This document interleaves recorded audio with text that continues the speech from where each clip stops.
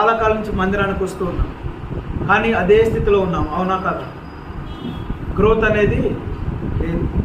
Yes ఉన్నది, పాటల్లో growth ఉన్నది, వాక్యంలో గ్రోత్ ఉన్నది, చదవడంలో గ్రోత్ ఉన్నది, ప్రార్థనలో నేర్చుకుంటున్నాం, అన్నిట్లో నేర్చుకుంటున్నాం, కానీ మారు మనసు విషయంలో ఇంకా అక్కడే ఉన్నాం. అవునా కాదా? పశ్చాత్తాప విషయంలో ఇంకా అక్కడే ఉన్నాం, మొదటి స్థితిలోనే ఉన్నాం. బాప్తిసం విషయంలో ఇంకా మొదటి స్థితిలోనే ఉన్నాం. పరిశుద్ధాత్మ మరి నీలోనికి వచ్చిందా అంటే రాలేదు. పరిశుద్ధాత్మ దేవుని నువ్వు పొందుకున్నావు అంటే పొందుకోలే.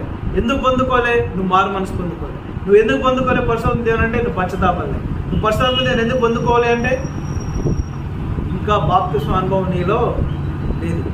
మరి ఆ పరిశుద్ధాత్మ దేవుడు నీలో లేకుండా ఆ సమాధానమును, ఆ ఆదరణను అనుభవిస్తావా? అనుభవించవు. పాలలో టీ పౌడర్ వేయకుండా ఫ్లేవర్ వస్తుందా అండి? బయటనే ఉంది టీ పౌడర్, పాల పొయ్యి మీదనే ఉన్నాయి. నువ్వు టీ పౌడర్ పాలలో కలుపుకుండా ఆ రంగు కలర్ వస్తుందా? రాదు. పరిశుద్ధాత్మ దేవుడు నీ హృదయంలోనికి రాకుండా సమాధానం అనే ఫ్లేవర్ వస్తుందా నీలోనికి? రాదు. ఆ సమాధానం అనుభవించలేవు. అందుకే మనకు సమాధానం లేని స్థితి. మరి అదేంటి బ్రదర్, మరి బాప్తిసం తీసుకున్న వాళ్ళు కూడా, రక్షించబడ్డ వాళ్ళు కూడా సమాధానం లేదు అంటే కారణం ఏంటో తెలుసా?